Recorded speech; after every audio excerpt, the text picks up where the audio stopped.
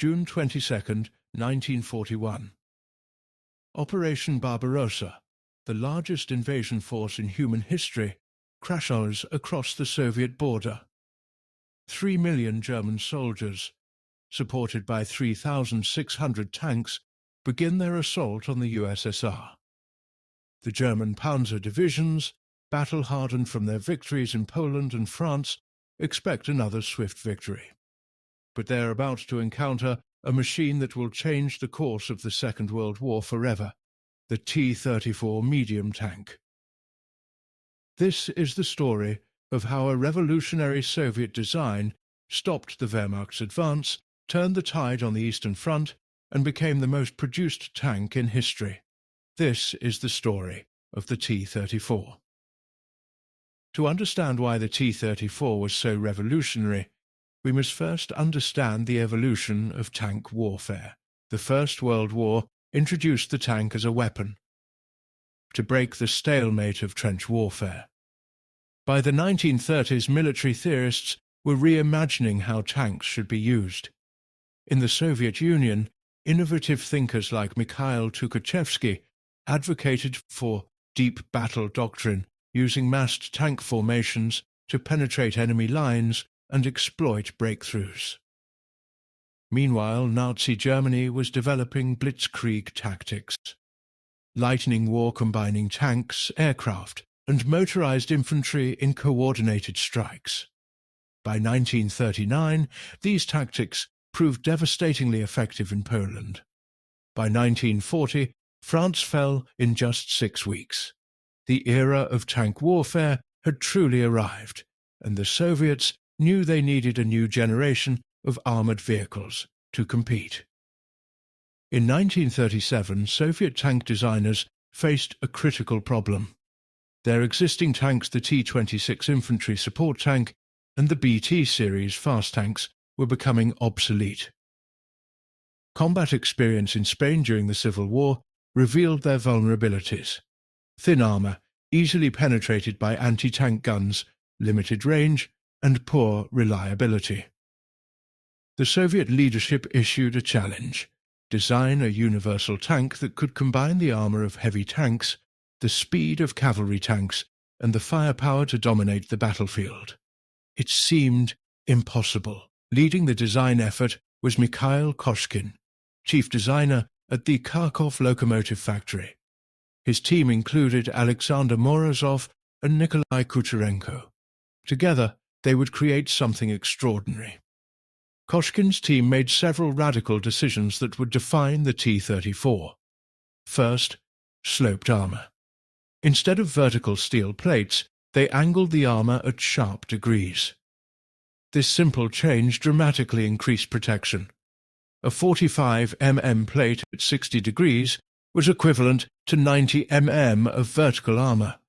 Enemy shells would deflect rather than penetrate. Second, a powerful diesel engine. The V2 diesel engine produced 500 horsepower, giving the T-34 excellent speed and range. Diesel was also far less flammable than gasoline, a crucial advantage when your tank is being shot at. Third, wide tracks. The T-34's tracks distributed weight over a larger area, allowing it to traverse mud, snow and rough terrain that would bog down German tanks. And finally, a 76.2 mm main gun larger than anything mounted on medium tanks of the era. The F-34 gun could destroy any German tank it faced in 1941. By early 1940, Koshkin had built 2 prototype T-34-4S. But military bureaucrats were skeptical. Some wanted to stick with upgraded BT tanks. Others demanded changes that would have compromised the design. Koshkin knew he had to prove his tank's worth in the most dramatic way possible. In March 1940, despite harsh winter conditions, Koshkin organized an epic journey. The 2 prototypes would drive from Kharkov to Moscow over 700 kilometers, then continue to Finland where the Winter War was raging, and finally back to Kharkov. A total journey of nearly 3,000 kilometers. Along the way, the tanks would demonstrate their reliability, speed, and cross-country performance. It was a desperate gamble, but it worked. The journey was a success. The T-34 prototypes arrived in Moscow and were demonstrated to Soviet leadership, including Joseph Stalin himself. The tank's performance was undeniable. Stalin approved mass production immediately, but victory came at a terrible cost. Mikhail Koshkin had driven himself relentlessly during the demonstration journey.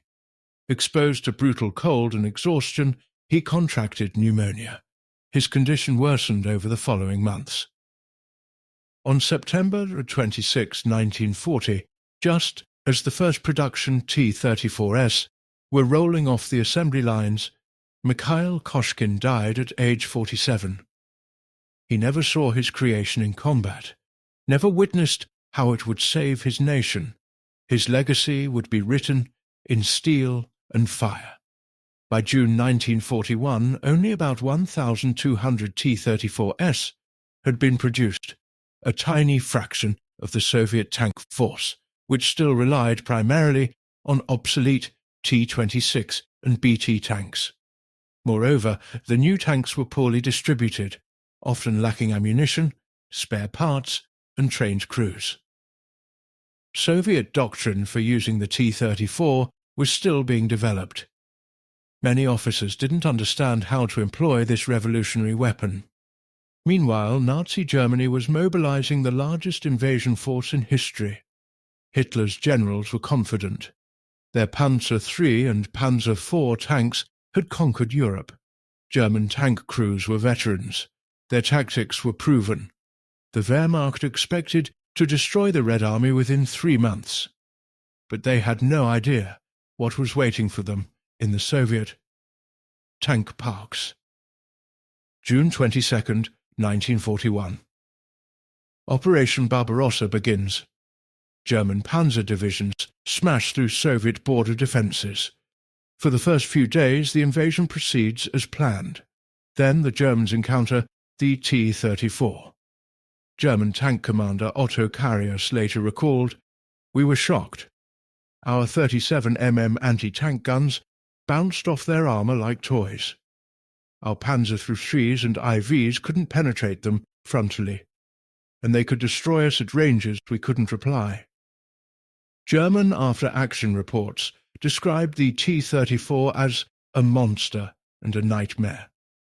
The sloped armour performed exactly as designed. German shells simply ricocheted. The 76 mm gun destroyed German tanks with single shots. The wide tracks allowed T-34s to traverse terrain where panzers bogged down. But despite the T-34's technical superiority, the German advance continued. Why? The problem wasn't the tank, it was everything else. Soviet command and control had collapsed. German air power destroyed communication networks. T-34SS often fought individually or in small groups without coordination or support. Many crews had minimal training, sometimes just a few hours. Ammunition supplies were disrupted. Maintenance was impossible in retreat. The Germans, despite their inferior tanks, had superior tactics, better training, and air superiority. They learned to use anti-aircraft guns against T-34s. They concentrated fire on tracks and vision ports. They used combined arms tactics, tanks, infantry, and artillery working together. And they had one crucial advantage, the dreaded 88 mm anti-aircraft gun, which could destroy a T-34 at range. Despite these challenges, individual T-34 assists achieved remarkable results. In one famous action, a single T-34 blocked a road near Raseiniai in Lithuania for 2 days, destroying 12 German tanks before being destroyed. By December 1941, German armies had advanced over 1,000 kilometers into Soviet territory. Leningrad was under siege, Moscow was threatened. The Soviet Union had lost millions of soldiers and tens of thousands of tanks. The tank factories in Kharkov, where the T-34 was born, were in danger of capture. Stalin ordered a desperate solution: evacuate the factories. Entire industrial complexes were dismantled, loaded onto trains, and moved east beyond the Ural Mountains to cities like Chankograd, Chelyabinsk, Nizhny Tagil, and Sverdlovsk. Workers, machinery, even factory buildings were transported over 2,000 kilometers. It was the largest industrial evacuation in history. In freezing conditions, often under German bombardment, Soviet workers rebuilt the factories. Within months, production resumed. The T-34 assembly lines continued even as the Nazis occupied Western Russia. December 1941. Outside Moscow, the German advance finally stalls. The Wehrmacht is exhausted, overextended, and unprepared for the brutal Russian winter. Soviet reinforcements, including fresh T-34 units from Siberia, counterattack. The T-34's wide traction diesel engine proved decisive. The tanks operate effectively in snow and extreme cold while German tanks freeze. The T-34's superiority in winter conditions became legendary. German tanks required hours of heating before their gasoline engines would start. T-34 diesel engines started reliably even in -40-degree cold. German narrow tracks sank in snow. T-34S drove over it. For the first time since Barbarossa began, the Germans were thrown back. Moscow was saved. The counter-offensive demonstrated the T-34's potential, but also revealed continuing problems: poor visibility for crews, difficult gear changes, and limited radio equipment. Soviet designers began work on improvements. 1942 marked the beginning of true mass production. The relocated factories in the Urals operated around the clock. Workers, many of them women and teenagers, men were at the front, laboured in brutal conditions. Factory floors were often unheated. Workers lived in barracks next to the production lines. Some never left the factory grounds for months. The Soviet approach to production was ruthless in its efficiency. Every unnecessary component was eliminated. Production time per tank dropped from 8,000 hours to 3,700 hours. Quality control was minimal. If the tank could drive and shoot, it was sent to the front.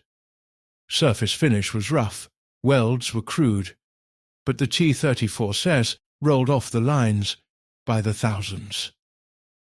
By the end of 1942, the USSR was producing more tanks than Germany, Britain, and the United States combined. The T-34 alone accounted for over 12,000 units that year. Quantity was becoming quality through sheer numbers.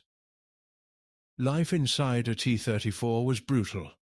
The crew consisted of 4 men: commander, gunner, driver, and loader/radio operator. The commander, perched in the turret, had to command the tank, spot targets, operate the radio when available, and often serve as loader for the main gun. He was desperately overworked. Visibility was terrible. The driver peered through a narrow slit. The commander had limited vision devices. In combat, crews often fought with hatches open, despite the danger, just to see what was happening. The interior was cramped, noisy, and filled with diesel fumes. In summer, temperatures reached 50 degrees Celsius. In winter, crews wore multiple layers and still froze. Ammunition was stored throughout the fighting compartment. If the tank was penetrated, the crew had seconds to escape before ammunition exploded. Survival rates for tank crews were appalling, yet men continued to fight. Many became heroes like Dmitry Lavrinenko, who destroyed 52 German tanks before his death in December 1941. August 1942. German forces reached Stalingrad. For 6 months the battle rages through the ruined city. Tank combat in urban warfare is nightmare. A single soldier with an anti-tank weapon can destroy a tank from a basement window. The T-34's advantages in armour and speed mean nothing in rubble-choked streets. Soviet tank crews developed new tactics. They welded spare track links and sandbags onto their tanks for additional protection. They learned to support infantry closely, moving from building to building. At the tractor factory in Stalingrad, workers assembled T-34 SS under German fire and drove them directly into combat, sometimes without paint or even completed turret systems. The battle consumed both sides, but the Soviets could replace their losses, the Germans could not. When the Soviet counteroffensive encircled the German Sixth Army in November 1942, T-34S spearheaded the attack. By February 1943, the Germans at Stalingrad had surrendered. The T-34 had proven it could win wars of attrition. The T-34's dominance forced Germany to respond. Hitler demanded new tanks to counter the Soviet threat. The result was the Panther and Tiger massive, heavily armoured machines with powerful guns. The Panther, in particular, was directly inspired by the T-34, copying its sloped armour concept. But German tanks had a fatal flaw: complexity. A Panther required 55,000 man-hours to build.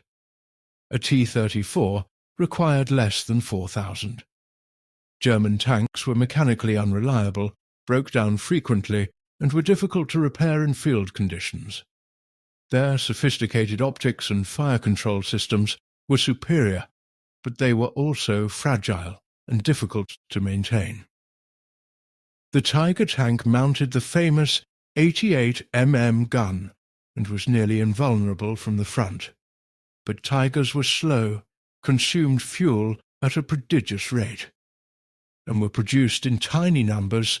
Only 1,347 Tiger IS were ever built. The Soviets would produce over 50,000 T-34S during the war. By 1943, the original T-34/76 was struggling against new German tanks. The 76 mm gun couldn't reliably penetrate a Panther's frontal armour.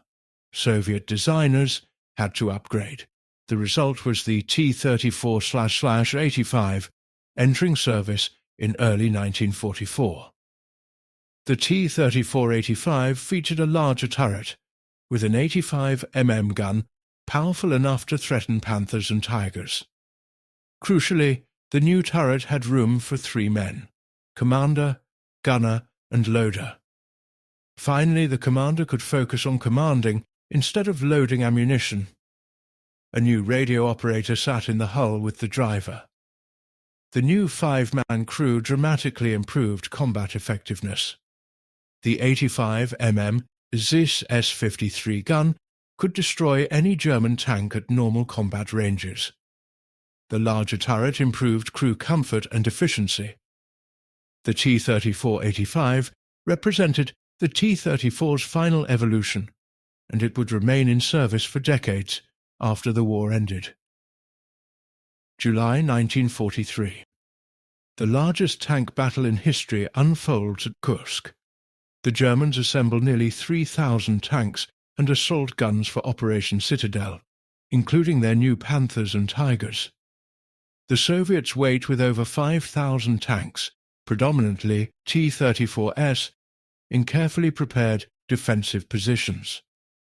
The battle becomes a slaughterhouse. German armour attacks in massive formations, only to be met by Soviet artillery, minefields, and waves of T-34-40S. At Prokhorovka, on July 12th, hundreds of tanks clash in clouds of smoke and fire.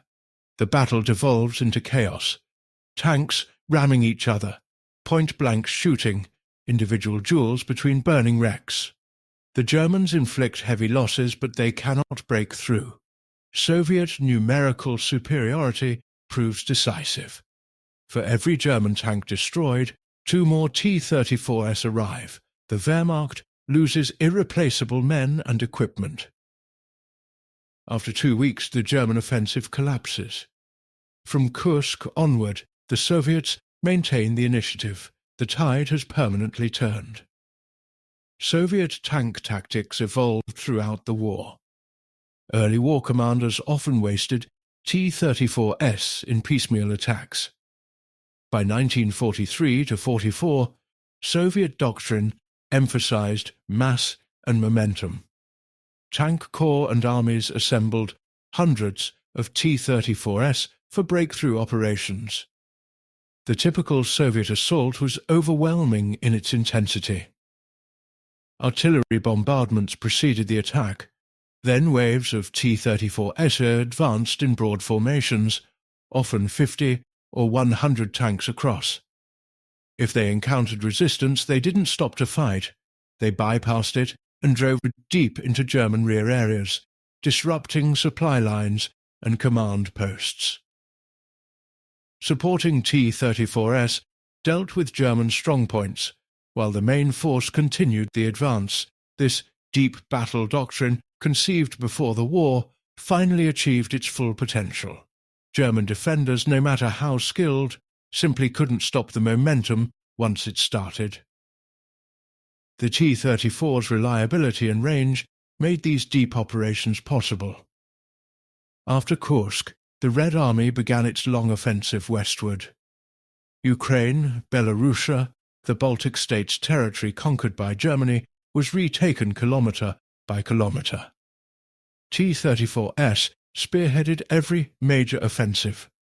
Operation Barbarossa in summer 1944 destroyed German Army Group Centre, one of the greatest military victories in history. The T-34's mechanical reliability proved crucial during these extended operations. German tanks broke down regularly. T-34s kept running. Soviet tank crews developed legendary skills in field maintenance, repairing battle damage with improvised parts and incredible ingenuity.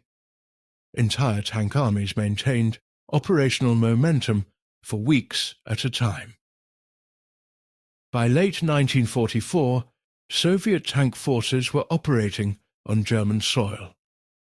The T-34 that had defended Moscow in 1941 was now attacking Berlin. The transformation of the Red Army from desperate defence to unstoppable offensive juggernaut was complete, and the T-34 had been central to that transformation. By 1944, Soviet combined arms tactics had reached high levels of sophistication. T-34s no longer operated alone. Tank units worked closely with infantry, artillery, air support and self-propelled guns. The Soviets had learned from early war disasters and German tactics. A typical Soviet breakthrough operation was a carefully orchestrated symphony of destruction. Artillery and airstrikes saturated German defences. Self-propelled guns provided close fire support. T-34s penetrated weak points. Infantry followed to consolidate gains. Tank destroyer units protected the flanks. Radio communication, once rare, was now standard. The Germans still possessed skilled troops and effective weapons, but they were outnumbered, outproduced, and systematically outmaneuvered. Soviet commanders like Zhukov, Konev, and Rokossovsky wielded tank armies like precision instruments. The Red Army had become the most powerful military force in Europe. April 1945. Over 6,000 Soviet tanks, including thousands of T-34s, surround Berlin. The final battle for the Nazi capital begins. Urban combat is brutal. Every building is a fortress. Every street a killing ground. German defenders, including Hitler youth and old men, fight with desperate fanaticism. T-34s grind through the rubble, supporting infantry house by house. Soviet losses are heavy in Berlin alone. The Red Army loses over 800 tanks. But the outcome is inevitable. German fuel is exhausted, ammunition is scarce, and reinforcements don't exist. The T-34 SES, still supplied and supported, continue attacking. On May 2, 1945, Berlin surrenders. Victorious T-34 Sais parade through the ruins. From the desperate defence of Moscow to the conquest of Berlin, the T-34 had travelled over 2,500 kilometres and endured 4 years of the most intensive warfare in human history. No other tank had contributed more to Allied victory in Europe. The numbers are staggering. Between 1940 and 1945, the Soviet Union produced approximately 84,000 tanks total, of which over 57,000 were T-34AS. In 1943 alone, 15,696 T-34S rolled off production lines. No other tank in history has been produced in such quantities during such a concentrated period. Compare this to German production: approximately 6,000 Panthers, 1,347 Tiger and about 8,500 Panzer IVs total throughout the war. Even the United States, with its massive industrial capacity, produced only about 50,000 Sherman tanks. The Soviet production achievement was made possible by total mobilization, ruthless prioritization, and the heroic efforts of Soviet workers. Factory workers were exempted from military service. Building tanks was considered as vital as fighting at the front. Many workers never saw their families for years, living in factory dormitories and working 12-hour shifts. One key to the T-34's success was its simplicity. While German tanks featured sophisticated systems, advanced optics, complex transmissions, precision manufacturing, the T-34 was brutally simple. This had enormous advantages in wartime production and field maintenance. The T-34's transmission was crude but robust. Its suspension used Christie-style large road wheels that were simple to manufacture and easy to replace. The gun mounting was basic but effective. Even the tank's rough surface finish, which would horrify peacetime quality, controllers actually improved durability by reducing stress concentrations in the armour. This design philosophy meant that T-34 SS could be repaired by relatively unskilled mechanics using basic tools. Damaged tanks were recovered from battlefields, patched up in field workshops, and returned to combat within days. The same repairs on a Panther or Tiger might take weeks or require factory-level facilities. Simplicity was a weapon as powerful as any gun. The T-34 chassis proved remarkably versatile. Beyond the standard tank versions, Soviet factories produced numerous specialized variants. The Su-85 and Su-100 tank destroyers mounted powerful guns on the T-34 chassis, creating highly effective anti-tank vehicles. Recovery and engineering variants helped maintain tank units in the field. Flamethrower tanks like the OT-34 cleared bunkers and fortifications. Some T-34S were converted to mine clearers, mounting rollers or ploughs to detonate mines. Bridge layer variants carried portable bridges. Even after the war, the T-34 chassis remained useful. Artillery tractors, armoured personnel carriers, and various specialized vehicles used T-34 components. This versatility extended the tank's utility far beyond its original design. The same reliable suspension, engine and tracks that made the T-34 a great tank made it an excellent foundation for other vehicles. Training T-34 crews was a constant challenge for the Red Army. In 1941, training was minimal, sometimes just a few days. Crews often learned to fight by fighting with predictably high casualties. By 1943, the Soviets had established comprehensive training programs. Tank training centers behind the Urals ran continuous courses. Crews learned gunnery, driving, maintenance, and tactics. Experienced veterans from the front rotated back as instructors, passing on hard-won lessons. Training still emphasized speed over perfection. The front always needed more tanks, but quality improved dramatically. Soviet tactics emphasized aggression and momentum. T-34 crews were taught to close with the enemy, use their maneuverability, and exploit opportunities ruthlessly. The best Soviet tank aces like Dmitry Lavrinenko, with 52 kills, or Ivan Yakubovsky combined aggression with tactical cunning. They understood their tank's strengths and used them ruthlessly. Behind every statistic was human tragedy. Soviet tank crews suffered appalling casualties. In 1941, average life expectancy for a tank crewman was measured in weeks. Even with improvements in training and tactics, tank warfare remained deadly.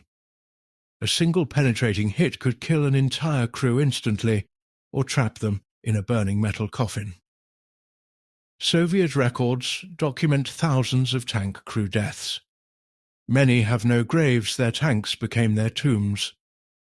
Others survived multiple tank destructions through luck and quick reflexes. Psychological trauma was common but rarely treated. Tankers watched friends burn alive, saw crew members torn apart by shells, and lived with the knowledge that tomorrow might be their turn. Yet they continued fighting. Motivation came from many sources: patriotism, hatred of the invader, loyalty to comrades, or simple survival instinct. Many Soviet tank crews were heroes in the truest sense, ordinary people who did extraordinary things under unimaginable circumstances. The T-34's combat career didn't end in 1945. When North Korea invaded South Korea in June 1950, T-34-85S spearheaded the attack. American forces, initially equipped with light weapons, had no effective counter. The T-34S seemed unstoppable until the US rushed M26 Pershing tanks and M4A3E8 Shermans to Korea. The first tank versus tank battle at Chonma-ri in July 1950 saw American forces finally halt the T-34 advance. But the North Korean tank crews were poorly trained compared to World War II Soviet veterans, and UN air superiority proved devastating. Still, the T-34 had demonstrated that even 5 years after World War II, it remained a formidable weapon. T-34S also saw combat in numerous other conflicts: the Hungarian Revolution of 1956, Middle East wars, African conflicts, and even appeared in the Yugoslav wars of the 1990s. Some T-34 Fondienses remained in active service with some armies into the 21st century, over 60 years after the first prototype was built. After World War II, the Soviet Union exported thousands of T-34 Pfaffer-Mures to Allied nations and client states: Poland, Czechoslovakia, China, North Korea, North Vietnam, Cuba, and dozens of other countries operated T-34 Harris. Many of these nations also produced their own versions under license. The T-34's design influenced tank development worldwide. Its sloped armor concept was copied by virtually every subsequent tank design. The emphasis on mobility, firepower, and simplicity over crew comfort became standard Soviet doctrine. Western designers studied captured T-34SRs extensively, incorporating lessons into their own designs. China produced the Type 58, a direct copy of the T-34-85. Several nations modified their T-34S with updated engines, guns, or electronics. The tank that had saved the Soviet Union became a symbol of Soviet military power during the Cold War, serving in armies on every continent. Today, hundreds of T-34SA survive in museums, memorial parks, and private collections worldwide. From the Kubinka Tank Museum near Moscow to the Bovington Tank Museum in England, from American military museums to monument pedestals in countless former Soviet towns, the T-34 remains visible. Some museums maintain operational T-34 FAF-S for demonstrations. Tank enthusiasts and collectors have restored numerous examples to running condition. Every Victory Day, May 9th, restored T-34S parade through Moscow's Red Square, driven by enthusiasts and veterans' descendants, ensuring the tank's legacy continues. Archaeological teams continue discovering T-34S in rivers, swamps, and battlefields across Eastern Europe. Some are so well preserved they can be restored. Each recovered tank tells a story: crew belongings, ammunition types, battle damage patterns, adding to our understanding of the war. The T-34's technical innovations shaped tank design for generations. Sloped armor became universal. Every modern tank uses angled protection to maximize effectiveness. The emphasis on mobility and operational range remains central to tank doctrine. The T-34's wide tracks influenced all subsequent Soviet and Russian tank designs. Soviet post-war tanks, the T-44, T-54, T-55, and their successors were direct descendants of the T-34. The T-54-55 series, which became the most produced tank in history with over 100,000 units, inherited the T-34's design philosophy: simplicity, reliability, and mass production. Even modern Russian tanks like the T-72, T-80, and T-90 show the T-34's influence in their design priorities. The emphasis on low profile, sloped armor, diesel engines, and simple maintenance traces directly back to Koshkin's revolutionary design. The T-34's DNA runs through 7 decades of tank development. What was the T-34's true impact on World War II? Military historians continue debating this question. Some argue the T-34 was the decisive weapon that saved the Soviet Union. Others emphasize the role of Soviet manpower, industrial capacity, and German strategic mistakes. The truth lies somewhere in between. The T-34 alone didn't win the war, but without it, the Soviet Union might have lost. Its technical superiority forced Germany into a tank development race they couldn't win. Its reliability enabled the deep operations that destroyed German armies. Its mass production overwhelmed German defenders through sheer numbers. The T-34 represented more than just good engineering. It symbolized the Soviet Union's ability to mobilize its vast resources, to suffer catastrophic losses and continue fighting, to learn from defeats and transform strategy. In this sense, the T-34 was both cause and symbol of Soviet victory. How did the T-34 compare to its contemporaries? Against early war German tanks, Panzer III and IV, the T-34 was clearly superior in armor and firepower. Against the Sherman tank, comparisons are complex.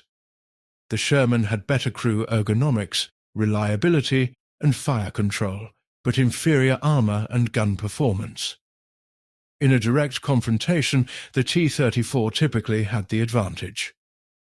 Against late-war German tanks, Panther and Tiger, the T-34-76 was outmatched. The T-34/85 leveled the playing field somewhat, but German tanks maintained advantages in optics, crew training, and frontal armor. However, German tanks' complexity and low production numbers negated their technical superiority. The T-34's real advantage wasn't in being the best tank, it was in being good enough, reliable enough, and produced in sufficient quantities to overwhelm opponents. It embodied the Soviet approach to warfare: accept higher losses, but maintain momentum and operational tempo. This strategy, controversial and costly, ultimately proved effective. In Russian and post-Soviet culture, the T-34 occupies a unique position. It's not just a tank, it's a symbol of the great patriotic war, of survival, sacrifice, and ultimate victory. T-34 monuments stand in thousands of locations across former Soviet territories. Towns liberated by T-34 units erected memorials. Factories that built them display preserved examples. The T-34 appears in countless films, from Soviet war epics to modern productions like T-34, 2018. It features in video games, model kits and military art. For many Russians, the T-34 represents the generation that saved their nation. Veterans' organizations maintain T-34 memorials. Schools organize field trips to T-34 monuments. This cultural significance transcends military history. The T-34 embodies a narrative of innovation, industrial achievement, and resilience under extreme adversity. Whether this narrative is fully accurate matters less than its cultural power. The T-34 has become mythology as much as history. The T-34 story isn't without controversy. Soviet official histories glorified the tank while downplaying its early problems, crew casualties, and the harsh conditions of its production. The human cost workers who died from exhaustion in factories, crews who burned alive in tanks, was often minimized in propaganda. Modern historians debate whether the Soviet approach, prioritizing quantity over quality, accepting enormous casualties, was necessary or ethical. Could the USSR have won with different strategies? Whether sacrifice is justified?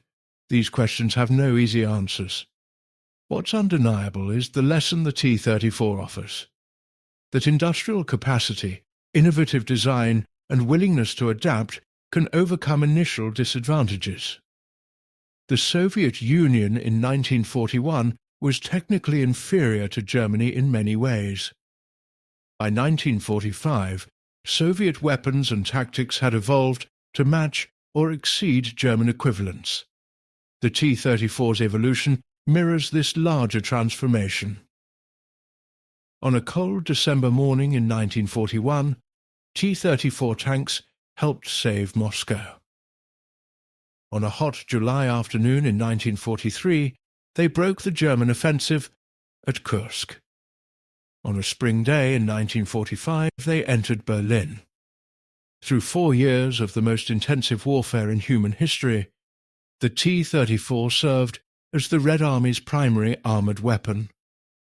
Over 57,000 were built, an achievement unmatched in tank history. Thousands were destroyed, but thousands more rolled off production lines to replace them. The tank that Mikhail Koshkin designed in 1939 proved adaptable, reliable, and effective enough to serve from the first days of Barbarossa to the final assault on Berlin, and then for decades beyond. Was the T-34 the best tank of World War II? That depends on how you define best. It wasn't the most heavily armoured, the most comfortable, or the most sophisticated, but it was good enough, cheap enough, and reliable enough to be produced by the tens of thousands. It could be crewed by hastily trained soldiers and maintained by field mechanics with basic tools. It could survive the Russian winter and the deep mud of spring. It could absorb losses and continue operations. In the end, these practical virtues mattered more than technical perfection. The T-34 was the tank the Soviet Union needed when it needed it most. It gave Soviet tank crews a weapon they could trust, gave Soviet commanders a tool they could use effectively, and gave the Soviet Union a symbol of industrial and military power. From the desperate defense to the triumphant offensive, from Moscow to Berlin, the T-34 was there. It earned its reputation not through propaganda, but through 4 years of combat against history's most formidable military machine. The T-34 didn't just participate in the defeat of Nazi Germany, it was essential to that victory. This was the tank that saved the Eastern Front.